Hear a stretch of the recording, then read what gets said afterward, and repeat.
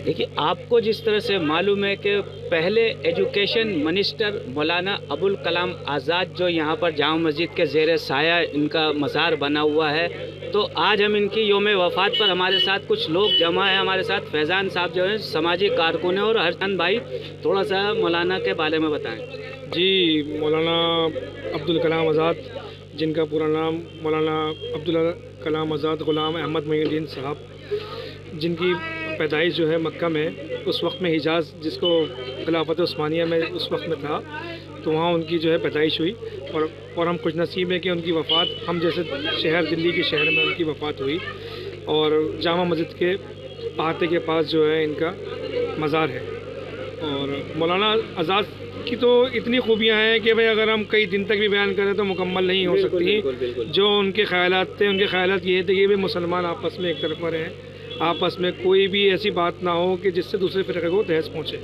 आखिरी खुतबा भी उनका यही बताता है कि किसी तरह भी हिंदुस्तान के मुसलमान हिंदुस्तान में रहें, दूसरे ममालिक ना जाएं।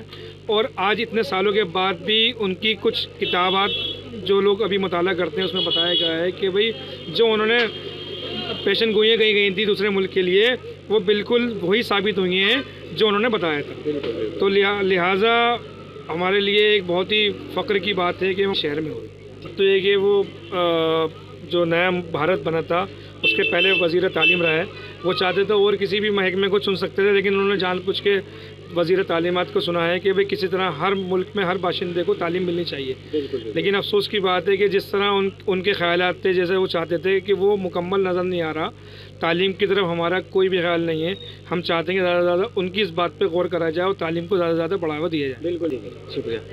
देखिए, हमारे साथ सीनियर कांग्रेसी लीडर हामिद जी मौजूद हैं। हामिद जी, आप थोड़ा सा इनके बारे में बताएं, क्योंकि वो भी कांग्रेसी थे, आप भी कांग्रेसी। जहाँ तक मौलाना आज़ाद के बारे में बोलने का मुझे आज एक शर्फ हासिल हुआ है, मैं नहीं समझता कि मुझे उनके बारे में बोलना चाहिए, क्योंकि वो एक अपना में एक शख्सियत थे और हिंदुस्तान के अंदर उन्होंने मुसलमानों और हिंदू और सिख ईसाइयों को सबको मिलकर एजुकेशन की तालीम दी।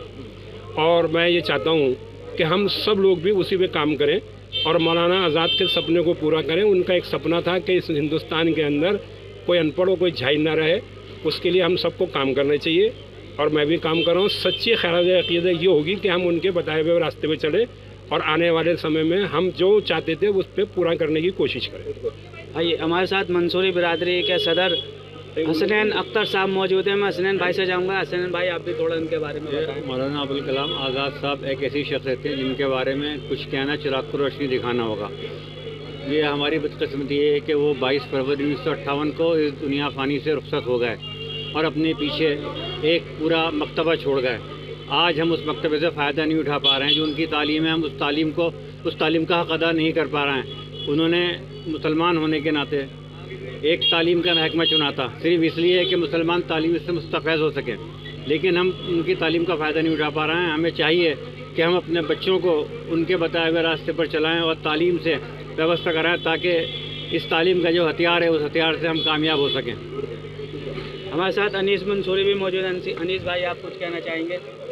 मौलाना आज़ाद साहब की जितनी तारीफ़ करी जाए कम से कम है, और हम सबों को उनके ही हिसाब से काम करना चाहिए। बिल्कुल। देखिए, ये थे आज़ाद भारत के पहले वज़ीर तालीम। अगर ये चाहते तो बिल्कुल सही कहा कि कोई सी और भी डिपार्टमेंट में रह सकते थे, कुछ भी, लेकिन इन्होंने तालीम को चुना। और इन लोगों का यही कहना है कि हमें तालीम के मैदान में आगे आना चाहिए, चाहे जो वो हमारे विरसे में छोड़ गए उसको ही हम आगे बढ़ाएं। दिल्ली से एमरामिश। सियासी तकदीर यूट्यूब चैनल को सब्सक्राइब करें और बेल आइकन पर क्लिक करें ताकि आपको सबसे पहले खबरें मिलती रहें।